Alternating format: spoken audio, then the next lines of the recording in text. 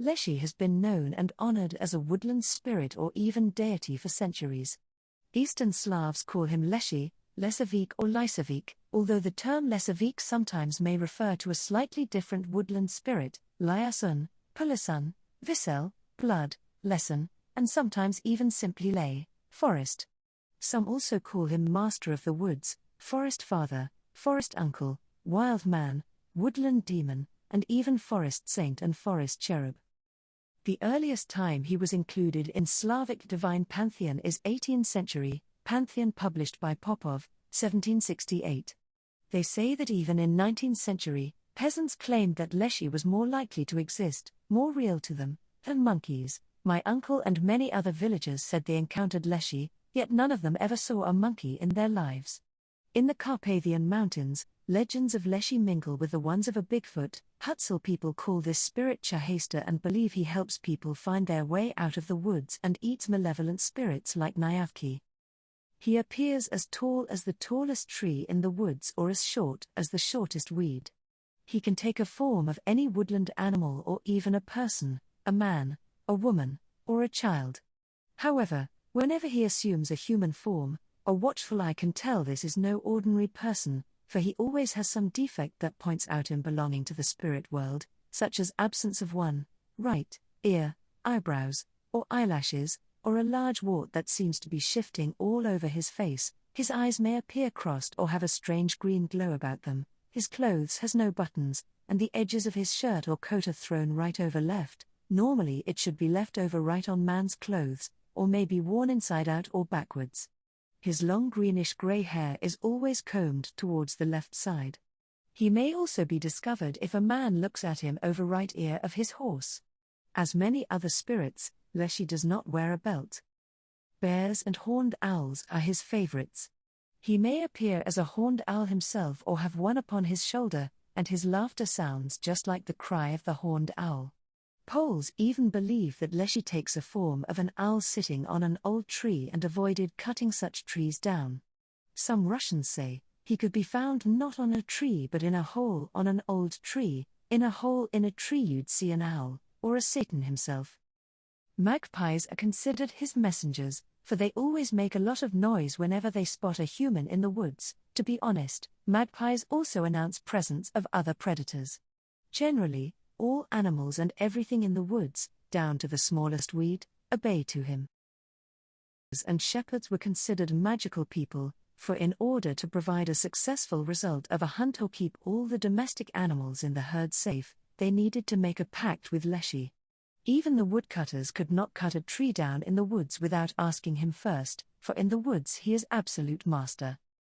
Leshi travels on his own special trails, or the ones left by the animals, but no one could ever see his tracks, for the wind blows them over, or even if someone is lucky, or unlucky, to find them, he or she may be utterly confused, for he wears shoes on the wrong feet or sometimes even two left shoes on both of his feet.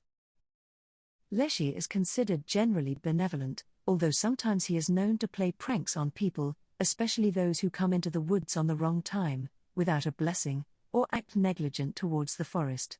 When one keeps circling in the forest and can't find his or her way out, people say, Leshi is leading him or her in a circle. In order to confuse one on his path, Leshi only has to walk around that person in a circle. Sometimes, he may also scare people in the woods with mad laughter. To protect oneself from Leshi's pranks, one needed to change himself according to Leshi's way, twist all of his clothes inside out and put it on, and also switch shoes and put them on the wrong feet. Another way to break Leshi's charms is for one to look in between his legs or say Leshi's favorite saying, I walked, I found, I lost. Then Leshi is supposed to come out from behind the tree with words, you figured it out, and disappear after that. They also say that Leshi does not like salt and would never approach a fire to which salt was added. This may actually spur from Christian belief that all demons hate salt, for it is blessed in the church and used in Christian rituals, such as blessing of the water. An amulet against Leshi was lutovka, a basswood chip with no bark on. However, best protection against Leshi was knowing and respecting the ways of the forest, no wandering off if you don't know where you are going, no following animal trails unless you're a hunter, and of course, treating the forest and its inhabitants with respect, no dumping or cursing while in the woods, as well as offerings, bread and 2 hard-boiled eggs, a gingerbread cookie, or a crepe.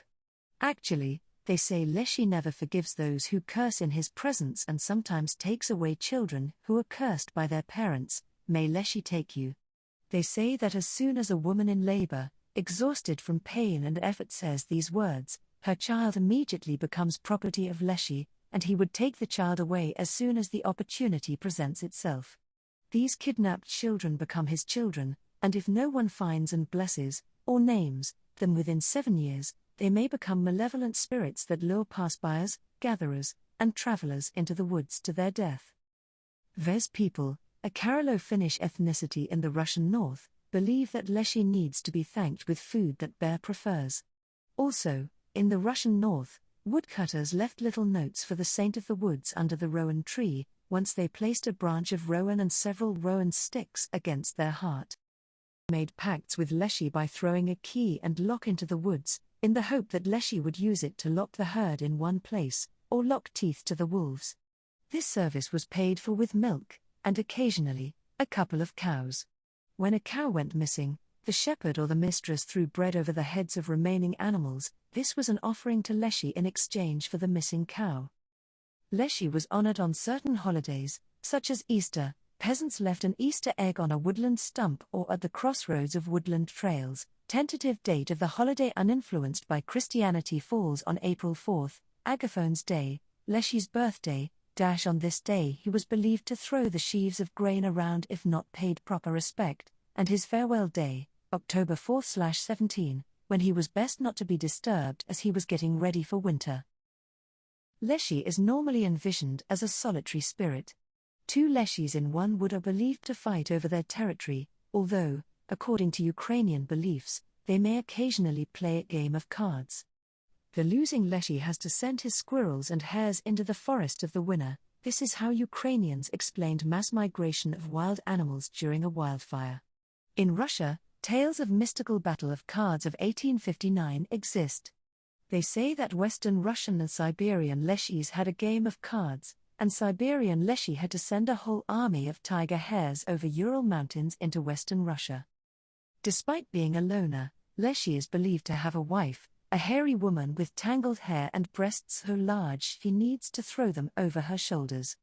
Lesovik, Leshi's wife, is believed to have similar powers to Leshi, although tales about her are not as common. However, her appearance is sometimes used to explain Leshi's occasional liking for human girls and women, who were also considered more likely to be attacked by bears, and therefore avoided going in the woods alone or without offerings. Some also believed that Leshi could not marry a human woman unless she was cursed by her parents. Sometimes, Leshi is also believed to have a swamp kikimora for a wife. It is also believed that Leshi is afraid of calico cats, dogs that have a pair of light spots over their eyes, seer dogs or yarchuki, black roosters, as well as some other spirits, such as domovoy and bonyik. He also rivals with Vodyanoi by trying to plant things in the water, Vodyanoi's domain, and thus creating swamps. One of the items associated with Leshi, aside from his traveler's staff, is the horn that Leshi uses to summon the woodland animals. In some tales, he just whistles instead.